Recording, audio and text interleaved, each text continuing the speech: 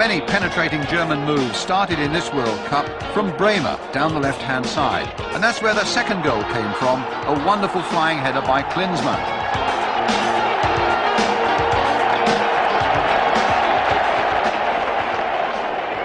There was brief respite for Yugoslavia with a headed goal by Josic early in the second half. But all thoughts of a revival were killed by a third German goal, possibly the best of the whole World Cup, by Matthäus.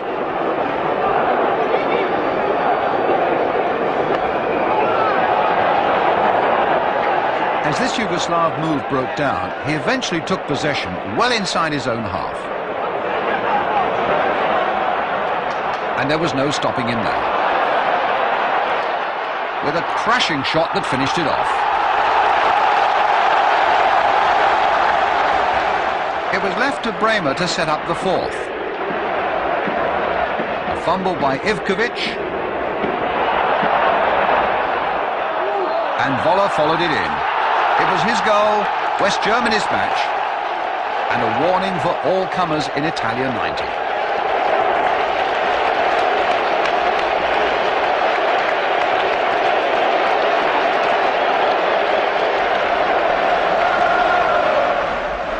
It was a wet night in Milan when the Germans faced the United Arab Emirates. Thunder and lightning too. But not until 35 minutes had passed did the floods begin to engulf the Emirates. Klinsmann in for Voller. And they were beginning to look a formidable striking pair. A minute later, a cross by Reuter. This time it was Klinsmann's turn.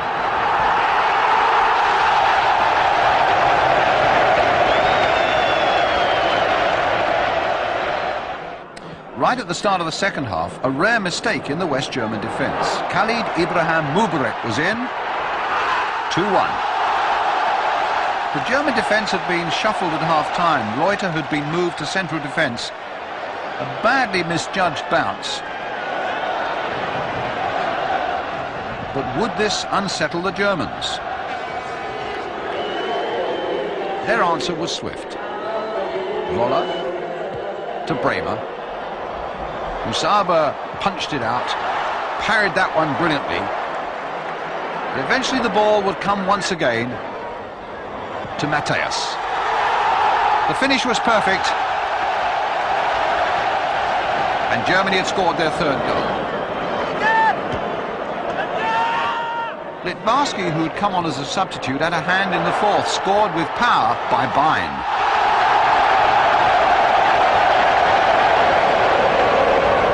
And Voller was credited with the final one 15 minutes from the end, although, truth to tell, the replay suggested it should have been an own goal.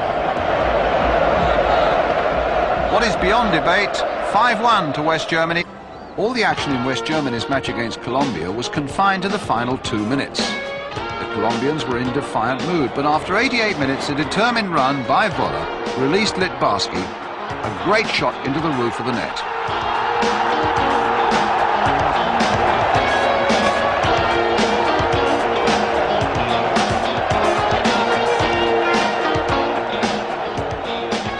What resistance the Colombians now showed. They needed a point to qualify, and in the final seconds they got it.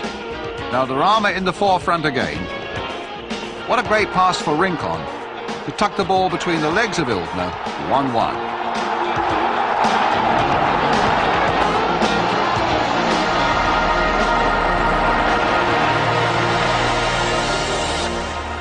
Colombia scored an important victory over the United Arab Emirates in Bologna, and laid the foundation with a splendidly worked goal 5 minutes into the second half.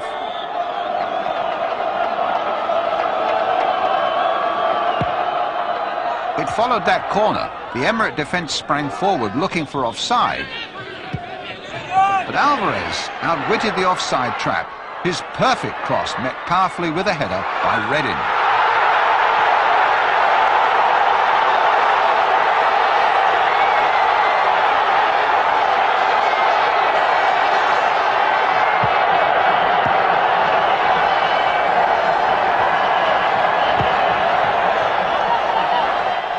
That goal was followed by a fantastic second one by Valderrama 5 minutes from the end. It crowned Colombia's display.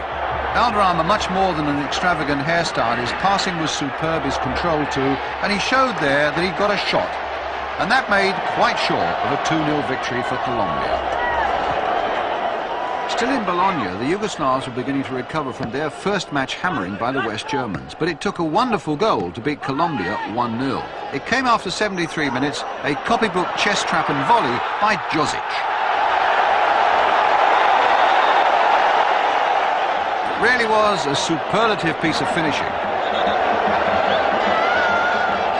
whichever way you looked at it.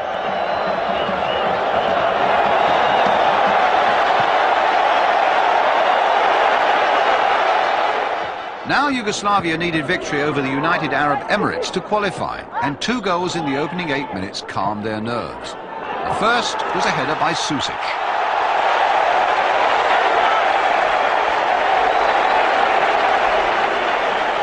The second came after indecisive defending by the Emirates.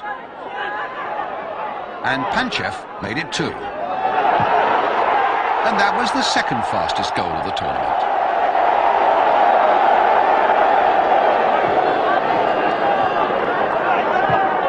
To their credit, though, the Emirates responded pluckily and with plenty of skill.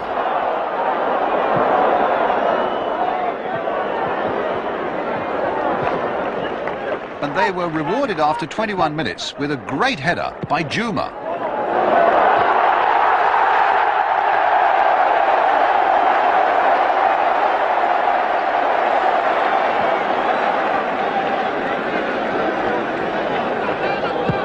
Panchev soon cracked in his second to make it 3-1 for Yugoslavia.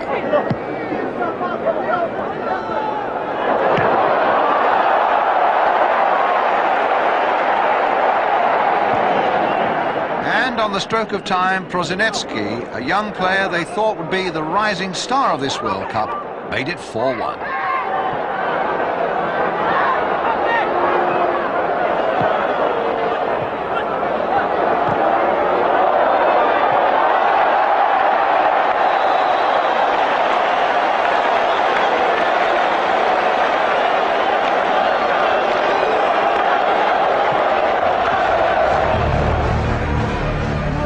South Korean fans had plenty to say. Sadly, their team was beaten in all 3 qualifying games. The first was against Belgium in Verona. Even so, it was 51 minutes before the Belgians could find a way through. A hearty lob by De Gries.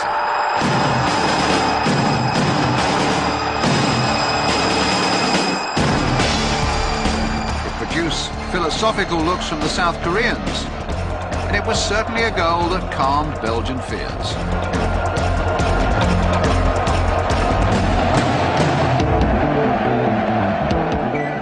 Followed by another 11 minutes later. A poor clearance out of the South Korean defence fell to fullback De Wolf, and he returned it with considerable interest.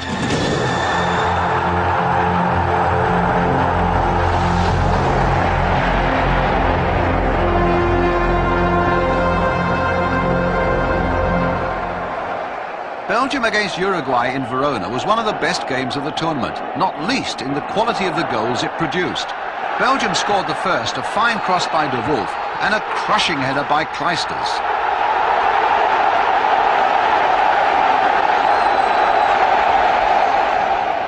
Belgium made all the early running, some excellent crisp passing,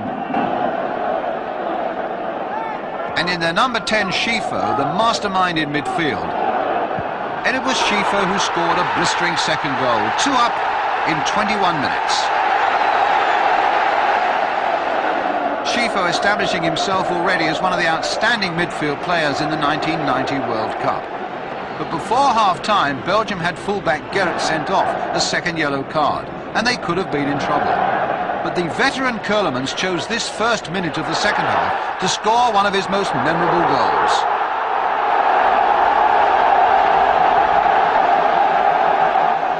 A splendid goal that put Belgium 3-0 ahead and out of reach.